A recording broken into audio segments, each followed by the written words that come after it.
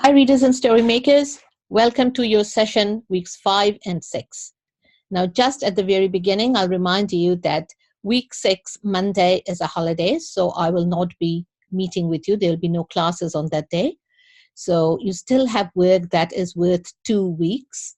If you need any clarifications, you need to ask me something, you have questions, you reach out to me through the USpace messaging system, or you can email me directly. My email address is available on the Gifted Education website. Your parents have my email address as well.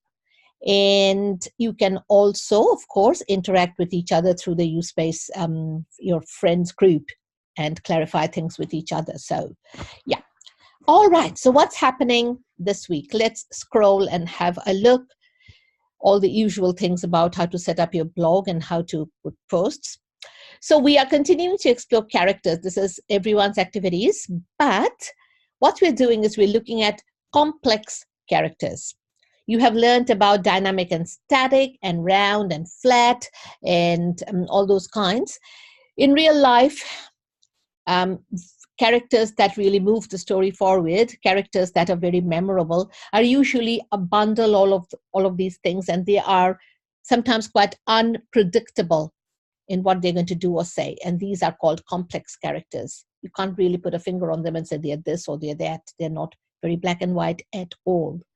So, as I said, they're hard to put into a box and be classified as a particular type. They are dynamic. However, sometimes you even wonder if they're a protagonist or an antagonist. So, a watch think activity. This video, the first part of it takes you through the different character types. Okay, so it will be revision. Then it talks about complex characters. So sit through. It is probably about a 5-minute long video. So do watch through it and think about the characteristics of complex characters. That's your first activity. Activity number 2, everyone. So we're looking at some details. Create a blog post about one complex character you may know. This character can be human. It can be, for example, if you're writing about the warrior cats, it will not be if you're writing about Voldemort. It is not a human character. So it can be from fiction. It can be from real life. Somebody you know might be a complex character. Draw the character. I have written draw the character. So feel free to draw the character out by hand, and then you can take a photo, or if you know of an online drawing tool that you can use, you can even do it on Google Draw. Draw the character, take a screenshot. Then you have to write 2 things the person does or did, says or said that makes him or her a complex character. Now, you have to remember the privacy issues, that if it is somebody you know personally, make sure you're not telling us who that person is. No names, not relationship with you, especially if it is in your immediate family, mom, dad, grandparents, uncle, aunts, brothers, sisters. You have to protect their privacy, okay? You cannot give their names out. So please be mindful of that. Okay. If you're a bit confused, here's an example. So this is an excerpt. I've taken it out of a text of a character in the story. Her name is Emily. Now, she is an 11-year-old girl. And if you read through, you're going to find that she has certain characteristics that makes her a complex character. I've highlighted certain things that I feel makes her a complex character. So read through that, and I can see as I write that I've made an error, and I've called her Melody over here instead of Emily. Her name is either Melody or Emily. I'm going to check that back, and I'm going to fix that. So you're not going to find a discrepancy here. But this is just an example of how you can write 2, and you have to write only 2 facts about your complex character. All right? Okay, readers, here are your activities. Your first one is about details, and it's just a fun activity. So what you're doing is creating an A to Z list of 26 characters, just names of characters from books or movies, A to Z. So name has to start with A, name has to start with B, C, D, E. See if you can find characters with all letters of the alphabet. They can be from any book, any movie at all. Okay, cool. Then activity 2, it's an easier activity. You have to read the excerpt about Melody. Again, I've put Melody. I'm pretty sure her name was Melody. Then I'll just check. From Out of My Mind. So go back and read that excerpt. I have actually put that excerpt for you again over here, so you don't have to scroll up. Then you have 3 unanswered questions that you would like to ask about this character. And in your blog post, put those 3 unanswered questions. Awesome. Details, it's a slightly more challenging activity. This one is about details. It's understanding complex characters. This is a read with very careful attention activity. No blog post needed for this one. You need to read the excerpt below as many times. Now, I am warning you that this, you're going to find the English is a bit old-fashioned because this is a classic by Robert Louis Stevenson. Dr. Jekyll and Mr. Hyde, you must have heard about them. They had, it is a split personality thing. Okay, it's extremely interesting, but the English is a bit old-fashioned, so do take the time out to read. Refer to a dictionary, ask a grown-up, ask me, ask each other if you're confused about what a particular sentence might mean or word might mean. Okay, what happens in this is 2 complex characters, they interact for the first time. While reading the passage, think about the characteristics of each of these characters. What can a reader learn about these characters through this interaction, through the conversation that they're having with each other? Okay, and here is the passage. I've broken it up into nice, neat paragraphs.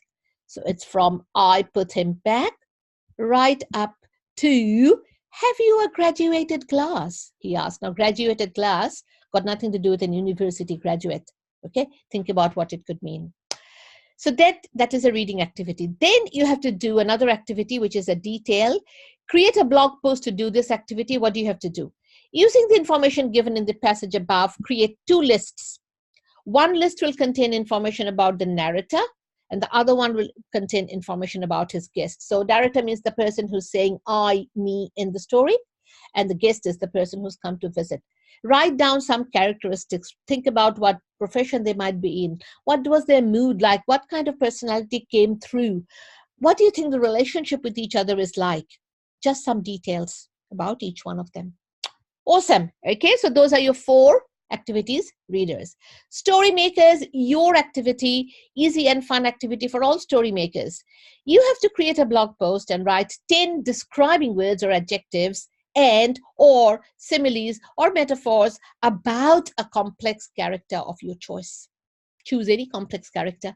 Describe that character. Write down. You're not writing paragraphs, just writing down describing words, adjectives. If you want adverbs, maybe even, for example, runs swiftly, and think of similes or metaphors that you could use to describe them, is as complex as witty as, something like that. Okie dokie. Activity 2 is to do with details and patterns, a slightly more challenging activity.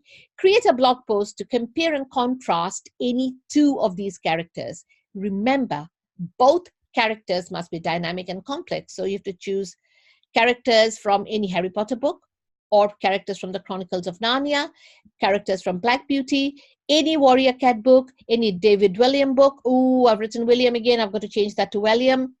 Write about age, appearance, preferences, mannerisms, friendships. These are some of the areas you could look at. And most importantly, how to behave with each other. Do you notice any patterns? Do you notice any similarities between the 2 characters? Now, how would you do this task? Well, you can write 2 columns, again, name of each character on top and then the list. Or if you are adventurous, you can use a double Venn diagram. I'm sure you've done Venn diagrams like this at school. I've given you an example. I've written character A, character B. Of course, you're going to put names of characters there. You might have to hand draw the Venn diagrams out. Or if you want me to give you a PDF of a Venn diagram, I might actually ask me and I'll send one, but they're available for free on the internet, that your teacher or mom and dad can print you out one. If your teacher might have empty, sorry, not empty, but might have photocopies of Venn diagrams sitting in the classroom. Just ask. Cool. Activity 3. We are looking at multiple perspectives, looking at things with different eyes, okay? Create a blog post to do the activity described below. What is the activity? Choose a well-known antagonist or a baddie from a well-known book, or a book or story that you love. Imagine that you want to persuade other characters in the book that this baddie or antagonist is not a bad character. Use your creativity to think and write at least 5 reasons why the antagonist should get everyone's sympathy. Simple example, you know, the big bad wolf in Red Riding Hood. There have been some fun videos on YouTube or some writing even where people have said, you know what, you can't really blame the big bad wolf for doing all the things he did. He was hungry. He was lonely. He was always thought to be the bad one. I mean, was it his fault that he wasn't da da da? It's funny, but it's very clever the way these people have found reasons why the big bad wolf is not the antagonist or not as bad as he's made out to be. So use your creativity. You've got creative license and have fun with this activity. Okay, I'd love to read these blog posts. Activity 4, my friends, you are writers. Please take time out to work on your own writing, especially since you don't have to come to a Go class next Monday. Not this Monday you're seeing me, but Monday of week 6. It's Queen's birthday weekend, holiday. Please, please, please work on your writing. Keep working on the story poem play that you're working on at present. Be ready to read out. When you come and see me week 7, I'm hoping that you will be able to read out, even if it's just a paragraph of writing that you have done. All right? So that is all. Please stay in touch, do your work, and enjoy.